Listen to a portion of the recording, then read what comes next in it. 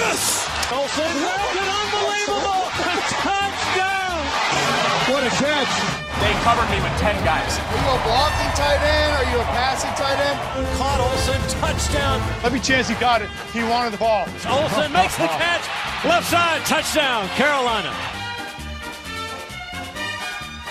Our next guest has been one of the best tight ends in football for a long time and is part of maybe the hottest team in football right now. We welcome Panthers tight end Greg Olsen. So good to have you with us. On behalf of Smart Water Alkaline, stay hydrated. This is not just lip service. Whenever I'm at the airport, I always buy Smart Water. I know. I like the taste. Yep. It's very good. And I know I'm getting electrolytes. All right. We want to talk about the NFC South, and I want to start with your Carolina Panthers. And I think you know where I'm starting. I think so. 0-2 with Cam. Yep. Kyle Allen steps on. 4 straight victories. Greg, what has been the difference? You know, I think we're playing better collectively. I think anybody who's watched us, hasn't been one game. The offense dominated defense. I think the difference with the last 4 games is obviously our defense has created 1 million turnovers, sacked the quarterback, given us a lot of easy, short fields. And then offensively, we've done a lot with those drives. I think we've been very efficient. I think we've done a great job taking advantage of those opportunities, taking advantages of short fields, quick change of possessions going out, on their side of the field. And to win early in the year, we weren't doing that. We weren't playing complementary. If we were struggling on offense, we needed our defense to pick us up. And we just weren't in sync. In the last 4 weeks, we've done a nice job balancing each other out, and we've gotten a contribution from a lot of different guys. And that's our recipe. Over the years, when we play that brand of football, that's when we're at our best. Greg, I look at the Panthers, and I imagine the frustration. For years, it was the defense, Cam, but the problem with the offense was his best receiver was his tight end, and his best running back was him, right? And that was the offense that got you to a Super Bowl, and we're in a position to win in the second half of the Super Bowl. Now, all of a sudden, Cam's hurt, you're 34 years old, and now you get Christian McCaffrey, who now your best receiver is actually a running back, but he's also a great running back. What do you think? Have you and Cam talked about it? Have you considered it yourself? Damn, where was this guy when I was 29 and Cam was healthy? I know. It's fun to think about what could have been, but I still think all those opportunities are still here in front of us. I know I'm a little older. I know Cam's had his struggles with the injuries, as have I. But this is probably the most dynamic group of skill players we've had in our 9 years in Carolina. Since Steve Smith, we haven't had guys that can do what these guys can do with the ball, and not just Christian. DJ Moore, first-round pick from last year. Curtis Samuel, he was the same draft class as Christian, is as incredibly fast and dynamic with the ball in his hand, had a great game last week over in London. We are very young and talented if you take me and Cam out of the equation as far as age goes. But it's fun to see what these young guys are able to do, and as we continue to put this thing together and continue to evolve as the season goes on, I think we have a lot of opportunities to be pretty dangerous, especially when you add in that our defense is playing at that 2015 Super Bowl run level. Well, nobody's going to think about taking you out of the equation. Cam Newton, some would argue, might be another matter entirely, simply because the team is winning and Kyle Allen is doing such a great job in his absence or whatever. We know he's not Cam when Cam is 100%.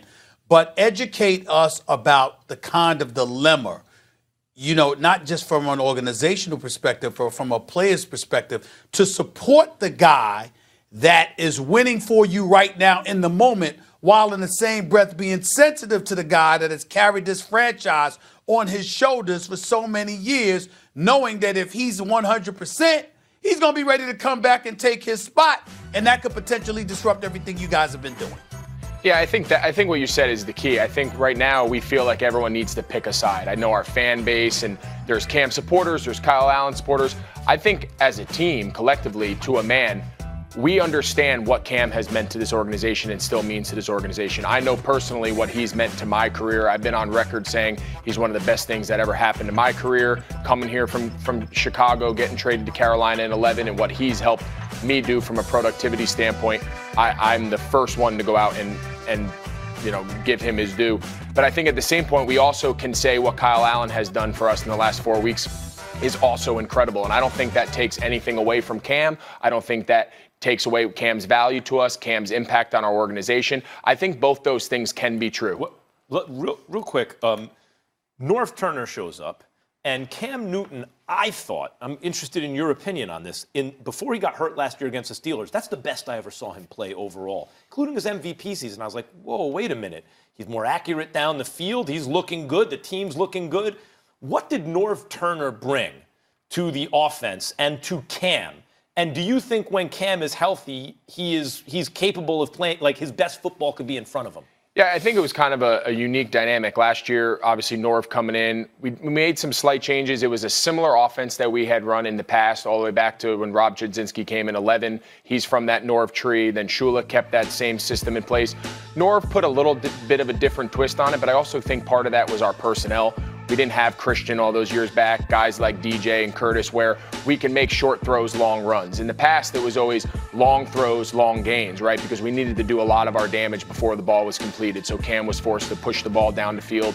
Bigger targets between me and Kelvin and some of the bigger guys that we had. A lot of the balls were traveling in the air further down the field. Now we can throw a quick screen to DJ and Curtis. We can throw them a drag right ball out of the backfield to Christian, and they can be yards after catch. Exactly. Plus plays, explosive plays that don't require us. So that's when you see completion percentage numbers go up. So I think it was a very unique storm. I think it was part scheme, part Cam playing really well, and part the pieces that he had around him. Greg, let me ask you this. And I mean, you could also argue good problems to have. You have two great quarterbacks. We know what Kyle Allen's done, and we know Cam's a potential Hall of Famer.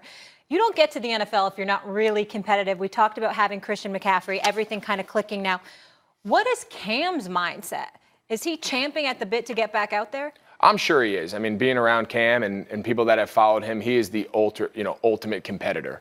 When he steps on the field, especially when he's feeling himself, we've seen over the years, in his mind, there's no one better on the football field than him. And I think that's his edge that allows him to have the success he's had all the way back through his year in Auburn. So I think the biggest thing for him, and I give him a lot of credit after that Thursday night game in Tampa where we didn't play well offensively, he felt he didn't play well. All of us shared in those struggles. I think for him to say to the team, listen, I need to get myself right. I'm obviously out there not playing to the level of expectation that I have for myself, that the organization, the fan base has for me, and I need to get myself healthy. I need to get myself back to when I step on the field, I feel I can do all the things that make me special. What's made Cam Newton special for 9 years hasn't just been his passing, right? We all have seen he has changed the game from the standpoint of a quarterback being a threat in both design runs and improv. And when that element was taken out of his game, he felt the effects, and as a result, the team felt the effects. So he's getting himself ready. When that is, we'll hopefully find out here in the next couple weeks, maybe, and then we'll take it when we get there. What difference do you see in Cam Newton now compared to what you've been witnessing over the course of his career, and is it a good or bad thing? I've seen a great evolution in Cam. I've seen a maturity. I've seen him, seeing how he is with his kids and as a father and all those things. When I first came in the league, he was a young 22-year-old, 1 year in college, came busting out, and to see him evolve into, the maturity and to see how he handles his business. He takes a lot of pride in his preparation. He takes a lot of pride in his offseason and how he maintains his body. I've seen a great, growth. The thing that's hurt Cam over the years is one of the things that unfortunately is the reality of this game, and that's injury. And you can do everything you can in the world, but you can't help but get a foot sprain on turf up in Patriots because you hit your foot right. Trust me, I know all about it. I want to ask you about that for you. So we've been asking you a lot about Cam, but I've always been interested in your career because you were a great tight end playing in Gronk's shadow, like in terms of the position. When people talk tight ends, they talk Gronk first. And then people who are like, want to argue, oh, look at Greg Olsen, look at what he's doing. Then you get hurt. You haven't played a full season now since 2016. Yep. And now Travis Kelce's getting a lot of shine, right?